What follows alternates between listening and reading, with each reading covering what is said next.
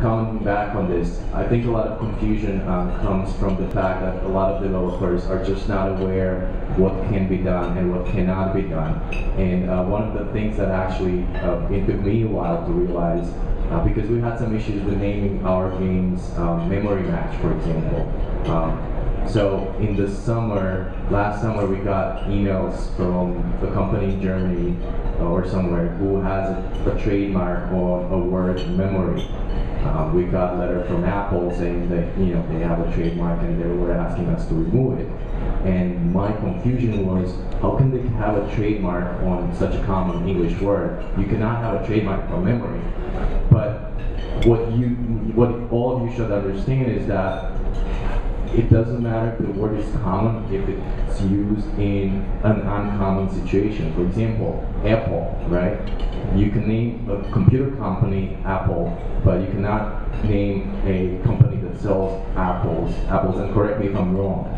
You cannot name a milk company Milk, but you can name a band Milk because it's not used. So just because something is common, like Doodle, it's not necessarily something that anyone can just use because it's a common word. So think about those things, and yeah, I mean it's a problem because a lot of people are just trying to capitalize on something that someone else has done without understanding that it's legally problematic. To the point where we actually had someone call their game Globe Doodle Jump. And we reacted to that, and they changed the name, but kind of not without fuss. It was like, okay, without getting into what we can do or cannot do. And the problem is confusion here because people thought that was our game and it clearly wasn't. So just think about that. Be aware of all the different potential issues there.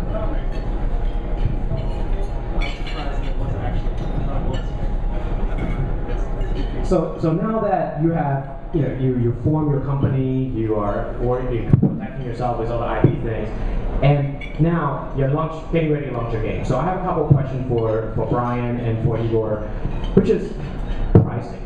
When you launch your game, one of the most important things that you have to figure out is, all right, should I price my game at 99 cents? Should I price it at $1.99, $2.99? Should I go crazy like EA and price at $9.99? So I know that Bryan, you have a lot of experience in this area. You have tried out, at 99 cents. You have raised your price to $2.99.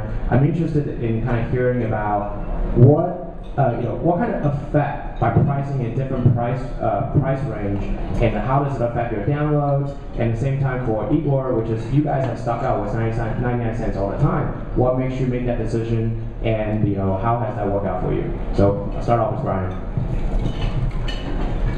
My first game, Spaceballs, is like a Zuma type clone game, and I started at 99 cents. It made like 20 bucks the first day, 10 the second, 5 and like $1 each day. And so I thought I'd play with the price. I found that there were a lot of app tracking websites and apps that would track price drops, and that'll give you pretty good visibility relative to the 3 units a day that it was doing. So for a while there, every 3 days or so, I would go $2.99 to 99 cents, and there'd be a little peak there.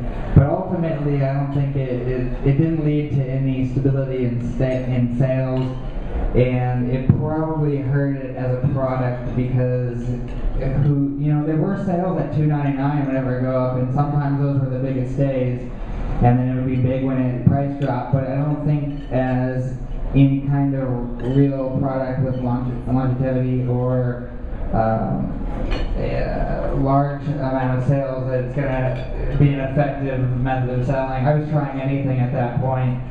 But Gears, at the time of launch, I thought 99 cents is definitely the way to go because the massive visibility on the store is the top 25 and it's unit based. There's a top grossing chart, but I don't believe that its visibility is anything in terms of the main top 25 page.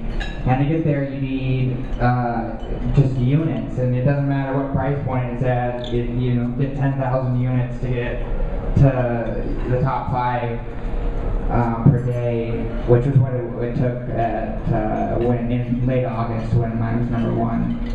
And so on Christmas Eve, I thought I would play a little around with the price point to see if I could make any better profit.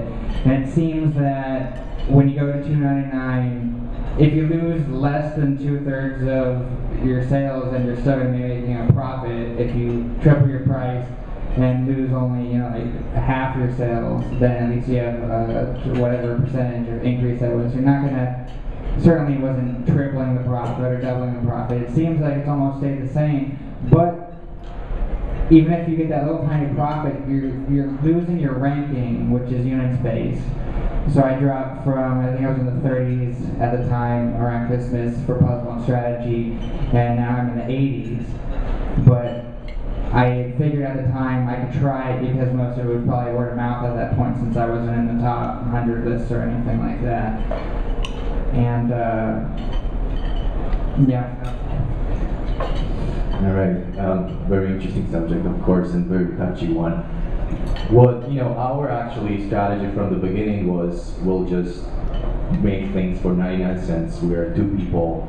Our cost is our time, and one of my things from my early days was, if I can only find some way for 1 million people to give me 99 cents, and Apple, comes up with this thing, and yes.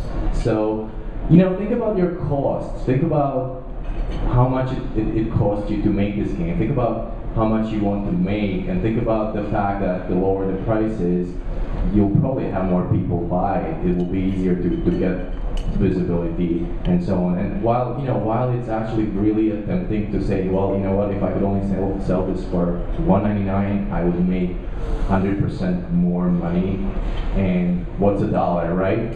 But it's a huge thing. You see like 10 times more volume on free than 99 cents. And what can you buy for 99 cents these days? But it just makes a big difference. Same thing with $1.99. Like if you price it at $1.99, you see a huge drop off. So our goal, like Bryan was saying, our goal has always been to maximize the visibility by selling the most number of units.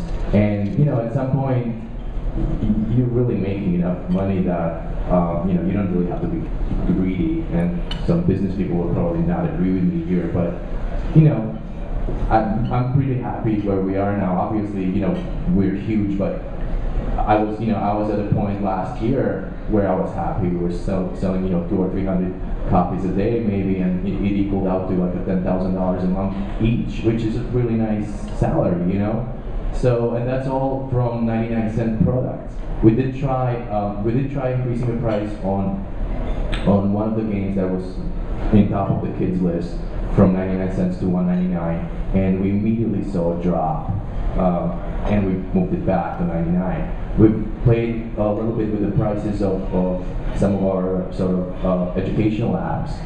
We have a Angie Learning flashcards app, and that was initially like $3, and now it's 99 cents. And what we see is that you basically make the same money. So if you have it at 99 cents, you'll sell 10 units. If you have it at $1.99, you'll sell 5 units. But just that visibility that you get by selling more units, I think it worked for us. So really, it's just think about how much you want to make, and think about the fact that people are really used to this 99-cent model now. And unlike EA, who put in millions of dollars into their products, so they have to make it, and they also have a name. You guys, I mean, not everyone, but you guys can make something that you can make good money on just 99 cents.